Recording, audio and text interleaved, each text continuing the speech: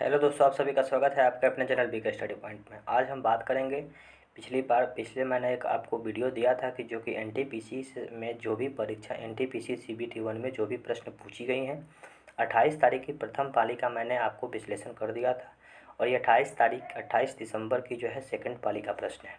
ये प्रश्न मैं आपको बता दूं कि आने वाले एनटीपीसी सीबीटी 2 और अभी ग्रुप डी की परीक्षा जितनी भी प्रतियोगी परीक्षा होती है उन सभी परीक्षा में ये प्रश्न पूछ जाएगी। बहुत ही महत्वपूर्ण प्रश्न है। इन सब प्रश्नों पे मैं चर्चा करूंगा। तो आइए शुरू करते हैं।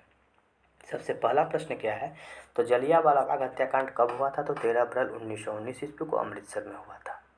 प्लासी का युद्ध किन के बीच में हुआ था? तो प्लासी का युद्ध 1757 ईस्वी में 23 जून 1757 ईस्वी को हुआ था। रॉबर्ट क्लाइव और नवाब सिराजुद्दौला के बीच हुआ था। सापेक्षता का सिद्धांत जो कि अल्बर्ट आइंस्टीन के द्वारा दिया गया था, E = mc²।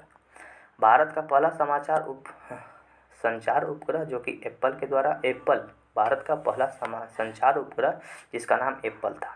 जापान की मुद्रा, तो जापान की मुद्रा येन है। यहाँ पे क्वेश्चन नंबर 1 है कि बार्क जिसको बोला जाता है भाभा एटॉमिक रिसर्च का मुख्यालय कहाँ पे है? तो मुंबई में है। यानी कि भाभा अनुसंधान संस्थान जो कि होमी जहांगीर भाभा के नाम पे बनाई गई है वो मुंबई में है। टेक्सोनोमी, तो टेक्सोनोमी के अंतर्गत टेक्सोनोमी के जनक किनको बोला जाता है? तो कार्ल लिनियस जो कि एक बायोलॉजी से संबंधित ये प्रश्न है। टेक्सोनोमी जो कि कार्ल लिनियस के द्वारा इनका जनक कार्ल लिनियस को कहा जाता है। 2020 में अर्थशास्त्र में नोबेल पुरस्कार किसे दिया गया? तो पॉल मिलीग्राम और रॉबर्ट वी विल्सन को 2020 का नोबेल पुरस्कार दिया गया। आने वाले समय में अब जो प्रश्न पूछे जाएंगे ये तो प्रश्न नहीं होगा, लेकिन आने वाले समय में अगर 2021 का नोबेल पुरस्कार जब तक नहीं बनता है तब तक ये इम्पोर्टेंट है। अब यहाँ पे ये करंट का क्वेश्चन है, लेकिन देख लीजिए 2020 का क्वेश्चन है, आने वाले समय में पूछ सकता है। 45वां फिल्म फेयर अवार्ड 2020 में बेस्ट फिल्म का पुरस्कार किसे दिया गया था? गली बॉय को दिया गया था। और जितने भी हिस्ट्री पॉलिटिकल से क्वेश्चन है वो तो प्रश्न पूछेगा, करंट वाले को प्रश्न को छोड़ के, और जितने भी प्रश्न हैं उन सब तो प्रश्न इंपॉर्टेंट है। संविधान सभा का विचार सर्वप्रथम किसने दिया था? तो स्वराज पार्टी जो बनाई गई थी 1923 में मोतीलाल नेहरू और चित्तरंजन दास के द्वारा। तो सबसे पहले 1934 ईस्वी में मोतीलाल नेहरू के द्वारा संविधान सभा का विचार रखा गया था। टिहरी बांध कहाँ पे है? तो टिहरी बांध उत्तराखंड में है जो कि भागीरथी नदी पे अवस्थित है। ये प्रश्न बहुत इंपॉर्टेंट है। यहाँ पे है कि संगीत उद्योग में उपलब्धि को पहचान के लिए ये ग्रैमी अवार्ड जो है ना, ये संगीत से संबंधित है। प्रश्न पूछा जा रहा है कि ग्रैमी अवार्ड किस क्षेत्र में दी जाती है? तो संगीत के क्षेत्र में दी जाती है। यहाँ पे एक और क्वेश्चन है कि NIU का फुल फॉर्म है तो नेटवर्क इंटरफेस यूनिट। जिस तरह से कल हम लोगों ने पिछले वीडियो में मैंने आप लोगों से चर्चा किया था URL का फुल फॉर्म, आज इसमें एक फुल फॉर्म NTPC एग्जाम में पूछा जाता है। तो NIU का full form network interface unit होता है। आगे हम लोग क्वेश्चन देखते हैं। क्वेश्चन नंबर यहाँ पे हम लोग देखते हैं कि 5 बार कॉमनवेल्थ गेम आयोजित किस देश में किया गया है? तो 5 बार कॉमनवेल्थ गेम ऑस्ट्रेलिया में किया गया है। और अभी जापान में टोक्यो ओलंपिक हो रहा है जो कि 2020 के नाम से ही 2021 में हो रहा है। मौलिक कर्तव्यों को संविधान में किस संशोधन से जोड़ा गया? तो मौलिक कर्तव्य आपको मैं बता दूं कि भाग 4A में जोड़ा गया है, अनुच्छेद 51 क में जोड़ा गया है। और ये कब जोड़ा गया? तो 42वां संविधान संशोधन 1976 में जोड़ा गया। मौलिक कर्तव्यों की संख्या कितनी है? तो 11 है। मोपला विद्रोह, तो मोपला विद्रोह में आपको बता दूं केरल के क्षेत्र में हुआ था, जिससे केरल वाले क्षेत्र को मालाबार तट कहा जाता है और मालाबार तट पे ही मोपला विद्रोह हुआ था। कब हुआ था? तो 1921 ईस्वी में हुआ था। आगे क्वेश्चन इस साइंस है कि नियत ताप पर गैस का आयतन दाब के व्युत्क्रमानुपाती होता है। यह बॉयल का नियम है जो कि आप लोगों को थोड़ा सा इस वीडियो को देखिएगा और इसका PDF मैं आपको बता दूं टेलीग्राम चैनल पे उपलब्ध हो जाएगी। गोल गुंबज कहाँ पे है? तो गोल गुंबज बीजापुर जो कि कर्नाटक में पड़ता है। सेव में बैक्टीरिया से होने वाला रोग, तो फायर ब्राइट नाम का एक रोग होता है जो कि सेव में बैक्टीरिया के कारण होता है। भारत में राष्ट्रीय आय की गणना सर्वप्रथम किसने किए थे? तो भारत में राष्ट्रीय आय की जो गणना है सर्वप्रथम दादा भाई नौरोजी के द्वारा की गई थी। दादा भाई नौरोजी को grand old man of India, वयोवृद्ध पुरुष के रूप में भी जाना जाता है। सूर्य का चमकीला सतह को फोटोस्फीयर कहा जाता है। तो सूर्य का जो चमकीला पार्ट होता है उसको फोटोस्फीयर के रूप में जाना जाता है। रक्त परिसंचरण तंत्र का भाग नहीं है। तो विकल्प के अनुसार बड़ी आंत जो है रक्त परिसंचरण तंत्र का भाग नहीं है। रक्त परिसंचरण तंत्र की जो खोज है वो विलियम हार्वी के द्वारा किया गया था।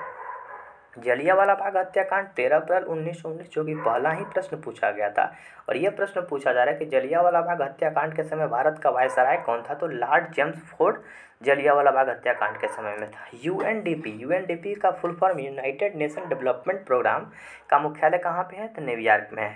साहित्य अकादमी का मुख्यालय, तो साहित्य अकादमी का मुख्यालय नई दिल्ली में है। भारत का प्रथम परमाणु संयंत्र कहाँ स्थित है। तो तारापुर जो कि महाराष्ट्र में स्थित है। परमाणु संयंत्र यानी परमाणु भट्टी बनाई गई है बिजली बनाने के उद्देश्य से। ये कहाँ पे है। तो तारापुर महाराष्ट्र में है। अस्थाई मेमोरी, देखिए मोबाइल फ़ोन और लैपटॉप में दो तरह की मेमोरी होती है, एक अस्थाई और एक अस्थाई। तो रोम जो होता है रीड ओनली मेमोरी वो अस्थाई होती है, और रैम जो होता है रैंडम एक्सेस मेमोरी वो अस्थाई होता है। ठीक है ना। यहाँ पे हम लोग देख सकते हैं कि उर्वरक उत्पादन से संबंधित क्रांति, तो ग्रे क्रांति का संबंध उर्वरक उत्पादन से है। काली क्रांति का संबंध पेट्रोलियम से है। लाल क्रांति का संबंध टमाटर और मांस से है। गोल क्रांति का संबंध आलू से है। हरित क्रांति का संबंध पेड़ पौधे हैं। हरित क्रांति का संबंध गेहूँ से है। आपको अलग अलग तरह की क्रांति है। इंद्रधनुषी क्रांति का संबंध टीकाकरण से संबंधित है। तो कौन सी अदिश राशि है। तो मैं आपको एक ट्रिक बता देता हूँ कि जितने भी बॉस से नाम होगी विद्युत धारा को छोड़ के वो सब सदिश राशि होगी, और उसके बाद जितनी भी है ना वो सब अदिश राशि होगी। विद्युत धारा को छोड़ के ब से जितने भी नाम होगी जैसे वेग, संवेग, आवेग, ये जितने भी नाम हैं सब सदिश राशि है, और जितना भी नाम होगा अदिश राशि है। दोनों में अंतर क्या होता है। तो सदिश राशि जिसमें दिशा और परिणाम दोनों होता है वो सदिश राशि होता है। अदिश राशि में परिणाम होता है, दिशा नहीं होता है। चाल, दाब, दूरी और ऊर्जा ये सब अदिश राशि के अंतर्गत है।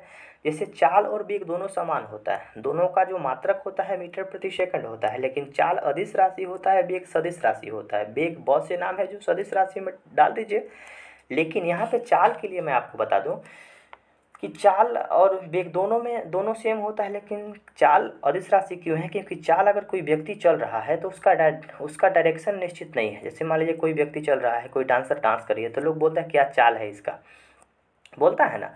तो चाल में आपका जैसे कोई मान लिया कि ऑर्केस्ट्रा में डांसर डांस कर रही है, तो डांस करने के बाद आपको डांस तो रिजल्ट में डांस मिल रहा है, लेकिन उसका चाल, उसका जो दिशा है निश्चित नहीं है, कभी किधर चली जाएगी कभी किधर चली जाएगी। तो इसलिए चाल जो है, चाल में केवल परिणाम होता है, दिशा नहीं होता है, इसलिए वो चाल अदिश राशि के अंतर्गत है। दाब अदिश राशि है, दूरी अदिश राशि है, ऊर्जा अदिश राशि है।